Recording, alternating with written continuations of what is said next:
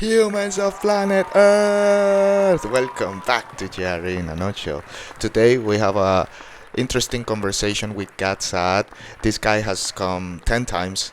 That's the first thing they do. They celebrated the 10th anniversary of his 10th visit, obviously. And yeah, he's very smart and psychologist, a lot of anthropology. Is very, very fun always when he's around. This time he got a little bit propagandy. I'm gonna give my 2 cents at the end after topics on a very controversial subject. So stay till the end to check it out. But first, as usual, don't forget to like, subscribe, press that bell, and tell your friends. And yeah, man, help me spread the voice. This is all the social media where I'm at. So just follow me, press the bell or whatever, so you can get notifications. Cool. So Gad Saad, he has a new book. So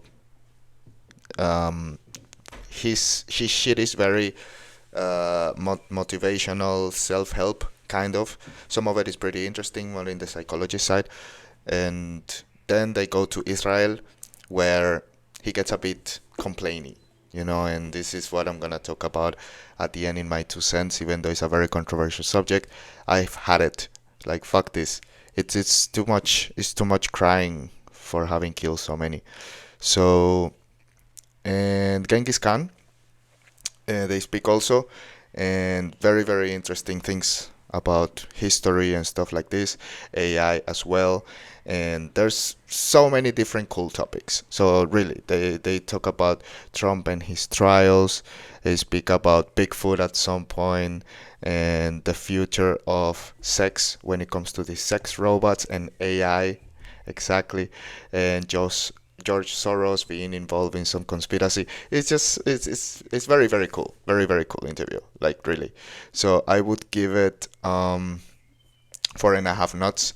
Definitely worth it. With the exception, man, if it wouldn't be that at the beginning, but it was interesting to have the feedback and between them, obviously. So yeah, my 2 cents when it comes to this topic is I have a problem with one argument that people who support Israel uh, say all the time. Honestly, I'm like in the middle. I don't have any skin in the game, and normally I just like reading, and both have fucked up majorly. So as usual, the only ones that pay are the civilians, the innocent civilians. They're the only ones that really suffer. Both sides, obviously. So yeah, whatever. So the Jewish perspective that normally comes along is, why do you care now that we are killing innocent people at war when it happens at every war?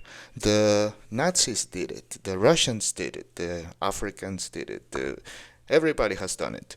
So why do you care when it's with, like, this is not an argument, man. Like, this argument could be used then to make any kind of crime. You can have pedophiles. Well, priests have done it. So, yeah, if priests can do it, then why can we not do it? Fucking in Epstein Island. Yeah, sure, the holy people are doing it, so why not us? Yeah, is that really... I mean, just because somebody has done it, why is this an acceptable argument? Just because people have done evil things, that gives you the green light to do them yourself? Yeah, I don't really get it. I don't get it. I don't want to get deeper into this because I don't want to get too controversial. I know it's a very hot topic. Of course, I'm not saying that Hamas is not a terrorist organization. It is, and I'm not saying that they are playing fair. They're not. But that's where the argument gets more complicated. So yeah, that's the way it is. Those are my 2 cents. And don't forget to stay for the quote of the day. Has nothing to do with this.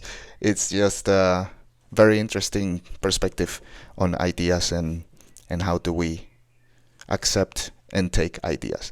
I remind you that I have nothing to do with Joe Rogan or the Joe Rogan experience. All the rest of the topics, a lot of them, movies, books, everything they spoke about, down in the description. And I will see you next time. Peace. I always try to tell people, do not be married to your ideas. You should not connect them to you. They are just ideas. They are not you. And if you have supported an idea that you find to be false and you are afraid to admit that you were incorrect, that is far more weak than being incorrect.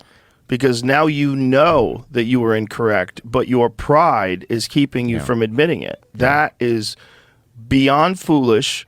And now people will always know that you're going to do that with what people will forgive you if you make mistakes. People will forgive you if you're incorrect. We have all made mistakes. We are all occasionally incorrect. I'm incorrect all the time. But I make a big point of not attaching myself to ideas. I will argue them if I think they are correct, but they are not me. Yeah. You know, Patrice O'Neill had a great quote, and he said, you could hold your opinions, but don't let your opinions hold you. Right. Beautiful. Yeah. Yeah. You got to know that you're not ideas. You're a human being. And it's a challenge when you are faced with the reality of the fact that you've made an error, especially if you've been bold about it, if you've been condescending to people who disagree with it, if you're egotistical in your position, you connected yourself to righteousness and intellect and science and whatever other words you want to throw around that make your opinion more valid than the other people's opinion. And then you find out you were wrong. Right. Okay, if we are ever going to trust you again, you have to tell us why you were wrong, how you were wrong, and what that feels like, and what you've learned from this. Because if you don't, if you keep arguing that, you keep doing it, now we have no respect for you.